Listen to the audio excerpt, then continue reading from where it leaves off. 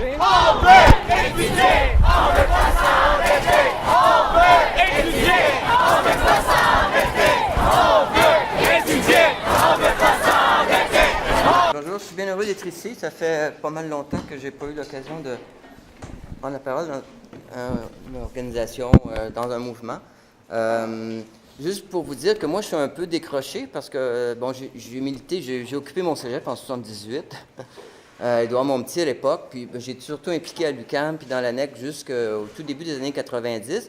Mais après ça, au cours donc, des 22 dernières années, j'ai passé la grande majorité de mon temps très loin d'ici. Puis donc, je ne suis pas vraiment au fait des tendances qui sont là. Ça fait juste 2 semaines que je suis revenu à Montréal. Bon.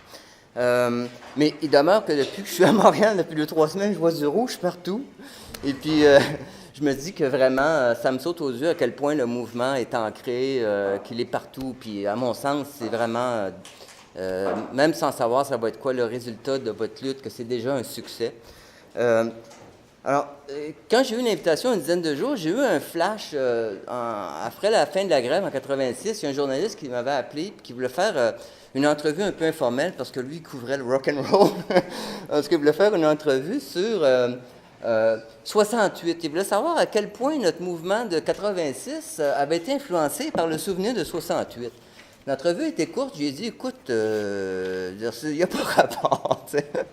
Puis, bon, et c'est sûr que par contre, on savait tout à fait d'où est-ce qu'on venait, on connaissait l'histoire, on savait que nos revendications étaient très, très liées aux revendications historiques, on n'était pas décrochés, sauf qu'il demeure que le mouvement en 86, comme n'importe quel mouvement, comme le vôtre aujourd'hui, il est ici maintenant, il est ancré dans le contexte actuel. Bon, c'est sûr que c'est un peu dramatique de voir à quel point on n'a pas le sens d'histoire, puis que tout ce qui date de plus que 2-3 ans, c'est le passé. Bon. Mais, juste pour dire que dans le fond, quand j'ai eu ce flash-là, c'est sûr que tout de même, il y a une très grande continuité dans toutes nos luttes. On le voit, on l'a vu tout à l'heure, puis ça demeure vrai. On sentait une continuité, on la voit toujours aujourd'hui. Et la continuité, moi, je la vois beaucoup dans l'état, l'organisation du mouvement comme tel, les rapports de force en présence. C'est surtout là-dessus que je voulais parler aujourd'hui. Bon, alors, en 86, le contexte était le suivant. Le gouvernement, il y avait un nouveau gouvernement libéral qui venait d'être élu, le gouvernement de Robert Bourassa. Le ministre de l'Éducation, c'était Claude Ryan. Et au printemps, dans leur premier budget, ils ont annoncé des très grosses coupures dans l'éducation, dans les prêts bourses. Ils ont commencé à instaurer plein de frais divers pour le collégial, l'éducation des adultes, instaurer toutes sortes de frais afférents à l'enseignement régulier. C'est la stratégie habituelle. Ils ont annoncé ça, évidemment, dans le budget qui était tard, quasiment à la fin de session du printemps. L'ANEC n'était pas au plus fort, mais on avait quand même une continuité, la structure était là. Donc, le conseil central de l'ANEC s'est réuni un peu en catastrophe au printemps, à l'annonce de ces coupures-là. On a fait quelques téléphones au plus grand nombre d'associations d'exécutifs possibles. On était dans un bureau ici, on appelait tout le monde, on sondait le terrain, parce qu'il y avait vraiment une situation d'urgence dans le temps. Il fallait faire de quoi avant que les campus ferment. Donc, on sentait bien qu'on était dans une situation plus difficile de lancer un mouvement qui pouvait se poursuivre parce qu'on était aux fins de session. Mais on a quand même lancé un mot d'ordre de grève et de manifestation qui sortait un petit peu, pas de nulle part, mais disons, comme je vous disais, on n'a pas eu le temps d'organiser de réunion nationale, de faire une grande consultation, tout ça. Le mot d'ordre a eu un écho, évidemment. Il y a eu, et puis les coupures aussi, de toute façon, étaient assez dramatiques. Donc, il y a eu vraiment un mouvement qui s'est propagé, et puis il y a eu des grosses manifestations, tout ça. Bon, il n'y a pas eu quand même de mouvement de grève prolongé à l'époque. C'était dans le contexte matériellement pas possible, mais on voulait placer le terrain pour l'automne. Le mouvement au printemps, ce que surtout l'aspect positif, c'est qu'il a permis de reconstituer des associations locales qui étaient pas trop fortes, mettre en place des exécutifs, des comités de mobilisation, donc de repartir la machine et donc de mettre le terrain plus propice pour une lutte à l'automne. Bon.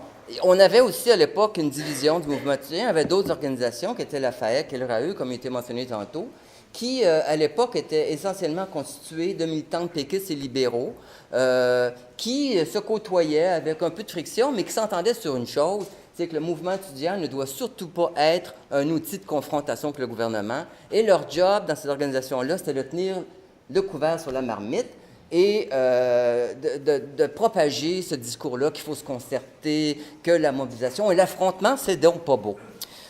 Donc, vraiment, leur job, c'était ça. Et ils s'entendaient. Puis, il y a des gens là-dedans qui, par la suite, on a vu évidemment dans des postes très sérieux dans les partis, dans les gouvernements.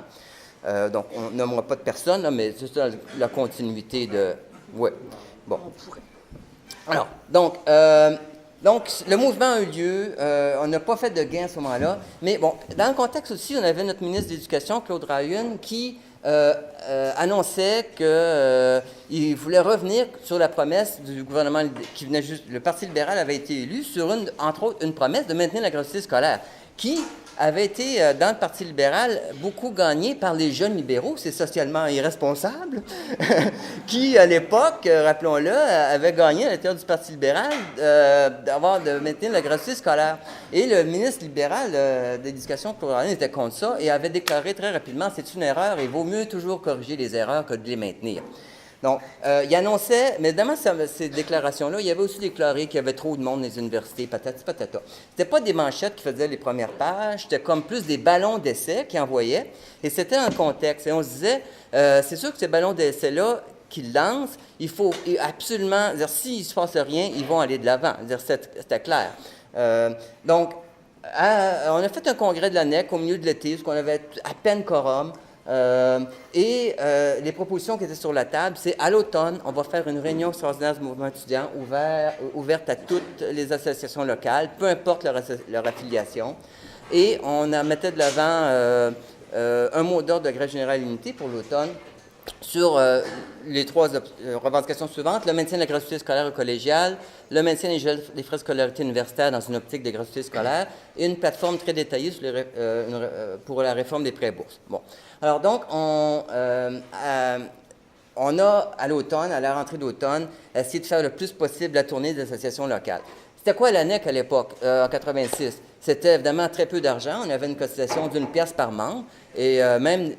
Pas vraiment, parce que dans les associations universitaires, nous, on avait un maximum de 10 000 pièces par année. Une association ne peut pas donner plus que 10 000 pièces par année. C'est-à-dire que dans les universités, qu'on avait des membres de 33 000 membres, ils donnaient 33 cents par tête de pipe. Donc, on avait un très gros budget, comme vous voyez voir.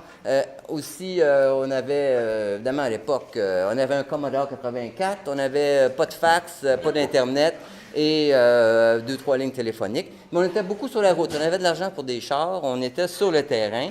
Je sais qu'en une année, moi puis Giguère, on a fait 1,5 fois le tour de la Terre en auto, qu'on avait calculé.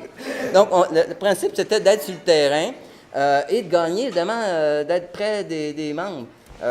Bon, alors, on a eu cette réunion-là extraordinaire du mouvement étudiant au tout début, mi-octobre, quelque chose comme ça, qui était pas mal un grand succès. Il y avait quoi, peut-être 45 associations locales qui étaient présentes. Les membres de l'ANEC représentaient à peine un tiers des délégués sur le plancher. Les associations rivales, la FAEC et l'IRAE, avaient comme donné un mot d'ordre à leurs membres de ne pas y aller. Mais il demeure qu'une grande partie des associations non affiliées, il y avait beaucoup d'associations locales non affiliées, étaient présentes. C'était un bon succès. On avait à l'époque comme stratégie de dire qu'on irait en grève si on avait un plancher minimal de 20 associations avec un mandat de grève illimité à une date ultime. On a eu notre 20e mandat à minuit moins une. On a déclenché la grève. Et cette grève-là n'a pas duré très longtemps, duré environ 2 semaines. 5 jours. Non, plus que ça. Et puis, donc, alors, le premier jour, 2-3 minutes, c'est pas long, ça? Hein? Alors, le premier jour de la grève, Robert Bourassa, le premier ministre, a fait une déclaration à l'Assemblée nationale pour dire cette grève-là n'est pas justifiée, nous allons maintenir le gel des frais de scolarité universitaire pour le moment. Alors là, évidemment, la FAEC et l'IRAE disaient, oui, on avait dit que la grève-là n'est pas justifiée, le gouvernement vient de le dire, c'est des rumeurs, ça, il n'y aura pas de dégel. Évidemment, il essayait tellement de nier le besoin de mobilisation. Donc, on se battait non seulement contre le gouvernement qui essayait de dire, pas besoin de vous mobiliser, on se battait aussi contre des organisations rivales qui étaient un allié objectif du gouvernement à l'époque. Bon. Et donc, on a maintenu la grève qui a pris de l'ampleur, parce que vous savez, c'est un petit peu le problème. Malgré le fait que ça faisait 10 mois qu'on parlait de grève puis de mobilisation, il demeure qu'il faut qu'il y en ait déjà 25 en grève pour que quelques associations locales se réveillent et disent, bon, mais peut-être qu'il faudrait faire une assemblée, ou que les membres sont obligés de forcer leur exécutif de caler une assemblée pour qu'ils puissent se prononcer. Donc, au bout d'environ une semaine environ, le ministre Ryan a dit, OK, on va vous rencontrer, une rencontre au sommet avec, tous ces hauts fonctionnaires, et ils ont accepté à ce moment-là, le ministre Ryan a accepté de se rallier à la position du premier ministre qui disait qu'il n'y aura pas de dégel, parce que lui, il restait tranquille dans son coin, puis il continuait à travailler sur son projet. Et ils ont créé un comité de travail sur les prêts-bourses, qui était un comité sur lequel il y avait aussi des associations non-membres, qui était un comité de négociation, qui était plus un comité de travail, à vrai dire, qui a roulé pendant un an. Et après la grève, après ça, quand il y a eu cette rencontre-là au sommet avec le ministère, on a calé tout de suite une réunion nationale. Et tout le monde qui était là, on a décidé de mettre fin à la grève, mais on a voté une trêve à ce moment-là. Tout le monde a voté une trêve pour laisser le temps aux négociations sur les prêts-bourses de continuer pendant l'année qui allait suivre. Et on se disait que si il n'y aurait pas de résultat satisfaisant, qu'on considérait remettre fin à la trêve. Donc, on est tous rentrés en même temps. Les membres sont tous retournés chez eux, ont voté sur les recommandations qui étaient issues de la Réunion nationale. Puis, on est tous rentrés en même temps pour mettre un terme à la grève qui a duré, au bout de 2 semaines, c'est comme ça. Hein? Bon, anyway. Donc, il me reste environ 30 secondes pour dire que ce qu'on a fait beaucoup par la suite, c'est qu'on essaie de travailler à renforcer notre organisation nationale.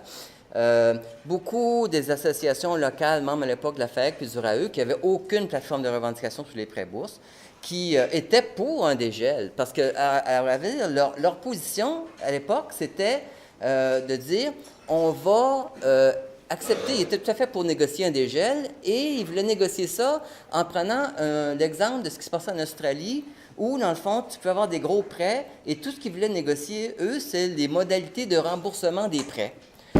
Donc, pas de problème avec un dégel, endettons-nous et négocions les modalités de remboursement des prêts. Donc, c'est pour vous dire qu'on a gagné, évidemment, dans la plupart de leurs associations locales, quand ils convoquaient des assemblées générales, c'est nos plateformes qui étaient adoptées, les autres étaient battues. Donc, ces organisations-là se sont effritées. On a fait vraiment l'unité à la base dans les assemblées générales. On a essayé aussi, en 30 secondes, de faire une... Moi, je suis allé dans... Je suis encore ça, 30 secondes? Non? On est allé au printemps dans leur réunion à eux pour essayer d'avoir...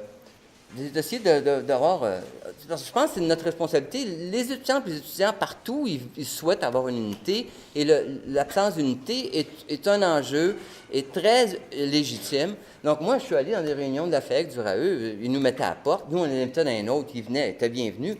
Mais, tu sais, on essayait de faire des efforts pour qu'il y ait une entente sur une plateforme, des moyens d'action. Et de leur côté, c'était un non total. T'sais. Donc, c'est sûr qu'après ça, on leur a fait la job, puis on est parti en campagne, puis on allait dans leurs associations, puis ils se sont dissoutes à force de perdre des membres.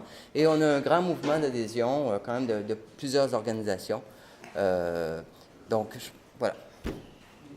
Merci.